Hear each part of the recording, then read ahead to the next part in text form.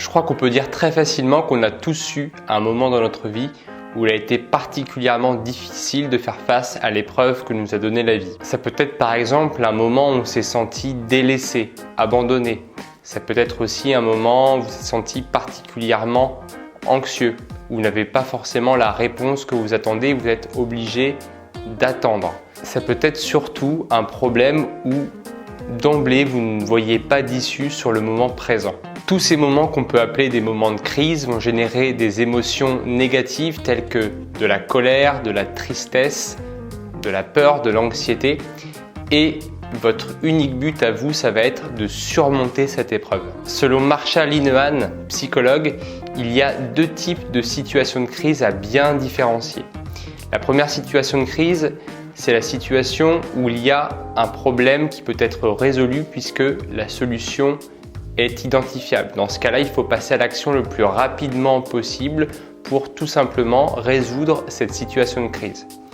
L'autre situation, c'est la situation de crise où justement il n'y a pas de solution dans l'immédiateté, dans l'instant présent. Donc là, votre seule option, c'est de survivre, de tolérer la détresse.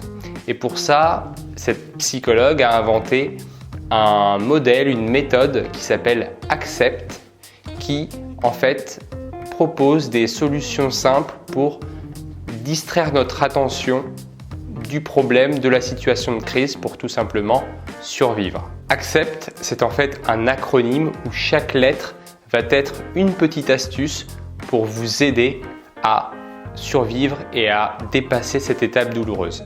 Première lettre, A pour activité.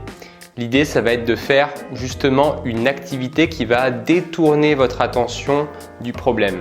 Ça va être par exemple aller voir un ami, faire un jeu, aller à un événement ou faire du sport. C pour contribuer. L'idée, ça va être de détourner encore une fois votre attention de votre douleur qui est ressentie en aidant une personne de votre entourage ou même par exemple une personne que vous ne connaissez pas. Par exemple, moi, je suis psychologue et ça m'arrive dans la vie de tous les jours de ressentir des émotions négatives et des moments de détresse.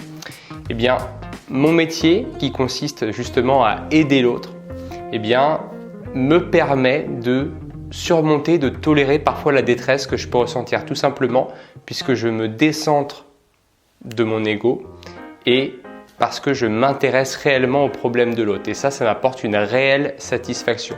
Donc vous, de la même manière, quand vous avez une difficulté ou un moment difficile à traverser, eh bien, décentrez-vous et portez votre attention sur la douleur de l'autre en essayant justement de contribuer à son bonheur. C'est ce qu'on appelle le pouvoir de la bonne action. Le deuxième C pour comparer. Alors ça, c'est l'une des techniques les plus connues. On vous dit souvent quand vous allez mal de relativiser. Et les personnes qui vous disent ça ont totalement raison. En fait, il va s'agir de jouer sur ce qu'on appelle en psychologie l'effet de contraste. Admettons, si je vous présente une paire de chaussures qui est relativement moche et trouée et qu'ensuite je vous montre une paire de chaussures modeste, un peu plus belle, mais rien d'exceptionnel et que je vous demande de la noter, eh bien très probablement que vous allez attribuer une note au-delà de 7 puisque la paire que je vous ai montrée juste avant était médiocre. A l'inverse, si je vous montre en premier lieu une paire de chaussures magnifique et que je vous montre la paire de chaussures donc intermédiaire, eh bien vous allez donner une note moins bonne à cette seconde paire de chaussures, une note probablement inférieure à 7. Tout se joue sur l'effet de contraste. Si je détermine que mon problème est énorme, eh bien je peux tout simplement essayer de prendre en compte des problèmes que j'ai traversés par le passé qui étaient bien pires que ça, ou à l'inverse, je peux aussi me dire que d'autres personnes dans le monde ont à traverser des problèmes beaucoup plus douloureux. Ça va m'aider à réellement relativiser sur ma situation. E pour émotion. En effet, il est impossible pour l'être humain de ressentir deux émotions simultanées.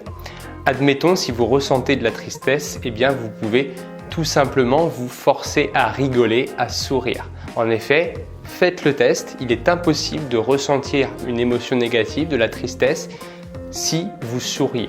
Si vous avez du mal à vous forcer à sourire, eh bien je vous propose tout simplement de regarder un film comique ou des sketchs à la télé, ou alors vous pouvez écouter une musique motivante au lieu d'écouter une musique triste qui en fait augmenterait votre sentiment de détresse. C'est pourtant ce qu'on a souvent l'habitude de faire quand on se sent triste malheureusement. P pour prendre de la distance. L'idée ça va être de bloquer la rumination mentale pour éviter de continuer à penser aux idées négatives de la situation, du problème. Quand on ne peut pas régler le problème sur du court terme, la seule chose que ça va faire, la seule chose que ça va occasionner lorsque vous allez ruminer, c'est d'augmenter votre sensation de stress et d'anxiété.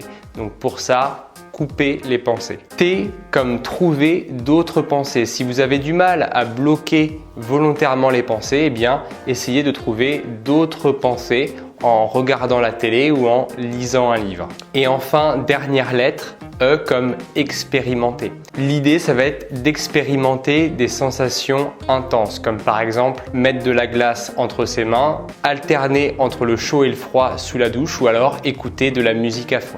Voilà, donc en conclusion, si vous êtes confronté à un problème pour lequel il n'y a pas de solution immédiate, je rappelle les différentes significations des lettres du modèle ACCEPT. Donc A pour activité, C pour contribuer, le deuxième C pour comparer, E pour émotion, P pour prendre de la distance, T pour trouver d'autres pensées et E pour expérimenter des sensations fortes. J'espère réellement que cette vidéo vous a plu et pourra vous aider à tolérer le moment de détresse que vous êtes en train de vivre en ce moment ou alors que peut-être vous allez vivre à l'avenir.